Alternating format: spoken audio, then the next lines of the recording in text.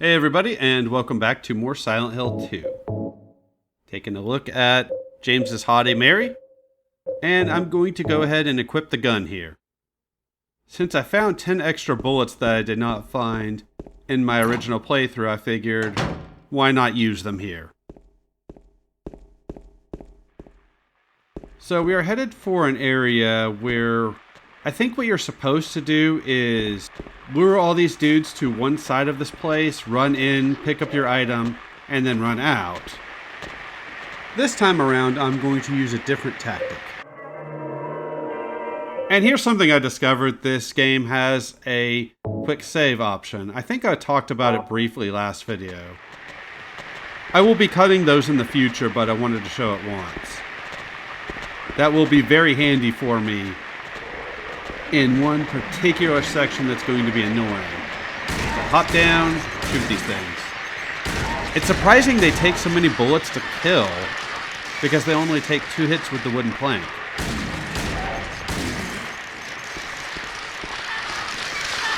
You can shoot them again if you want, or step on them. I don't really care. I just wanted them out of my way so that I wouldn't take damage.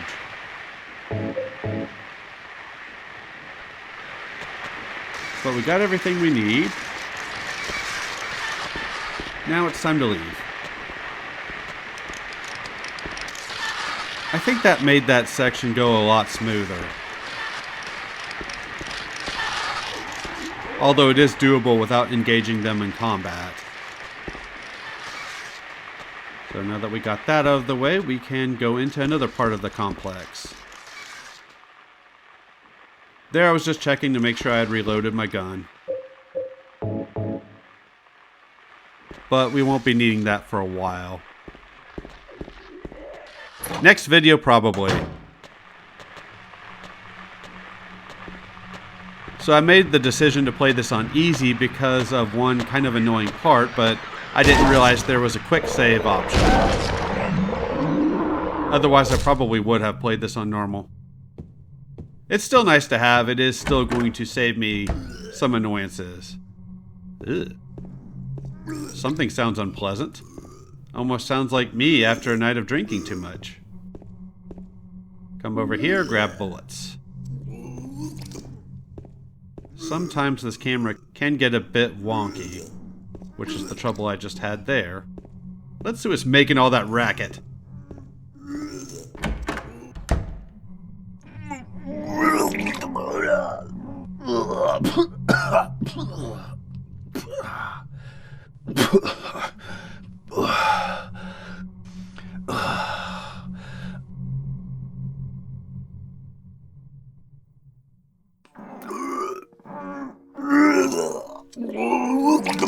It wasn't me.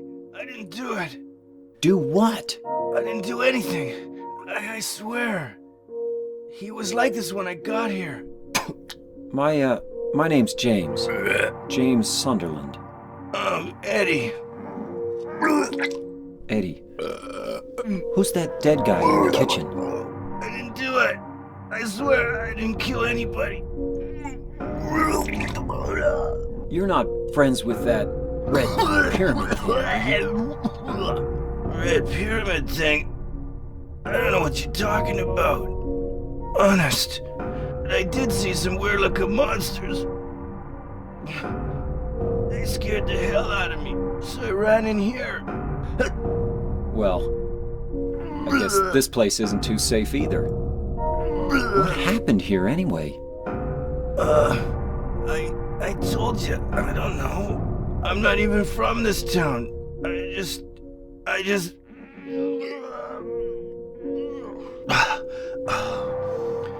You too, huh? Something just brought you here, right? Yeah, you could say that. Well, whatever it is, I think you better get out of here soon. Yeah, you're right. What about you?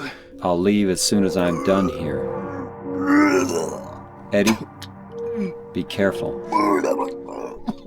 James, you be careful too.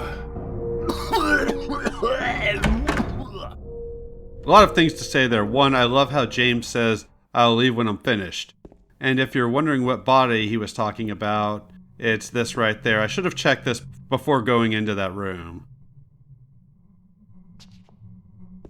He says he didn't kill anybody, but I don't know if I believe him on that one. We will have to find out later. Actually, that particular person will never come up again. Eddie will, but the person that died in that room will not. Supposedly that white van that we saw at the start of the game is Eddie's, but I'm not sure on that one. And we've got another creepy crawler in here, standing in the way between us and items.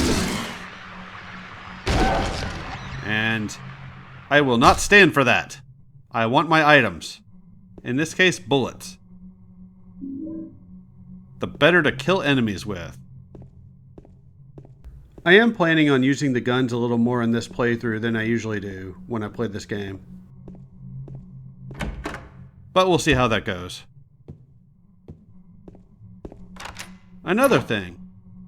Eddie mentioned he's never seen that red pyramid thing, which we know as Pyramid Head. There's a reason for that. I don't want to get too involved in that right now, but there's a reason. James is the only person that's supposed to see Pyramid Head.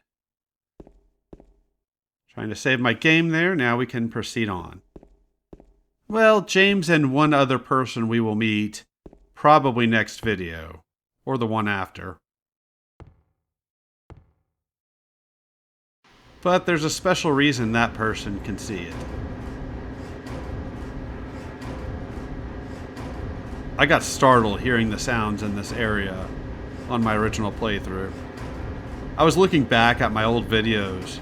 I'm only re-recording this game because of the poor video quality with the capture card I was using at the time.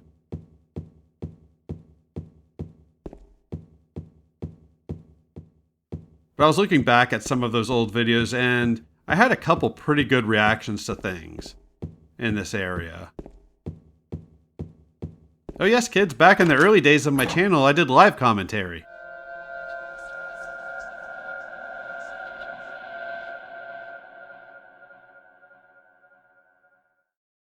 And we will say goodbye to that apartment complex and move on to the next one. Eventually.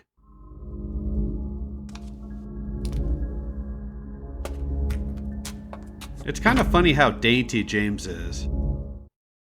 But it kind of works with his character. If you notice, he's a very soft-spoken person. Kind of meek. I think that's a word anyways. I could just say weak. Ew, this toilet doesn't look great. Sure wouldn't want to stick my hand in there. But James is gonna.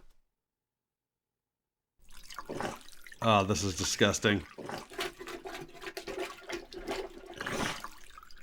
Ugh. Yep. James is a filthy, filthy boy. But we get a code. The rewards are kind of worth it.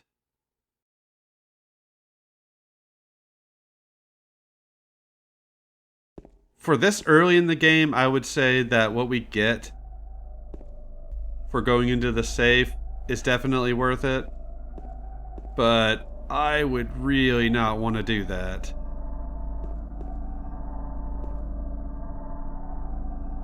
So coming in here, there's a health drink. I'll find it. There it is. Pick it up. And I was trying to show on the map where this thing is located, but like I talked about last video, unfortunately I don't have a map to this area, so I couldn't do that. And here's the safe. The only thing that confused me with this safe combination, I didn't know that the first number you have to go to the left. After that, it was pretty easy to figure out. I've never used one of these types of blocks before. The last time I played this game, I remember having some trouble seeing the numbers on that safe dial. It's a lot easier to see this game on this computer, on this version of the game, than on my old setup, on my PS2 copy that I originally played this on, and still own.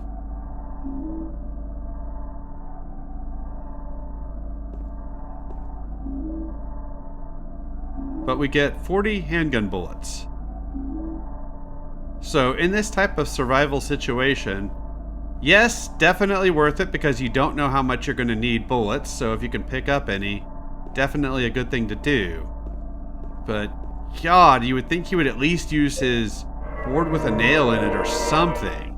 Or look around for some gloves, or a plunger, or a broom, something to lift it out of there with. And immediately we are accosted with another enemy. Get on the ground! You jerk! Wanting to vomit on me?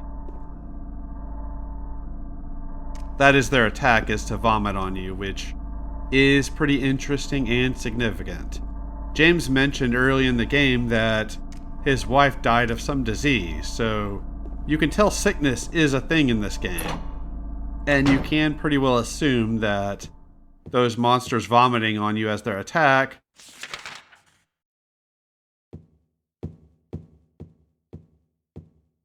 just go down the stairs, James, is meant to signify Mary's illness. Granted, we never really learn very much about her illness, which I appreciate because I appreciate writers not delving too deep into something if they don't understand it. In this case, medical terminology and everything. So we went into room 105, and I'm looking for a save point, and that's where I'm going to end this video. So thank you very much for watching, and I will see you all next time when we continue on with more Silent Hill 2.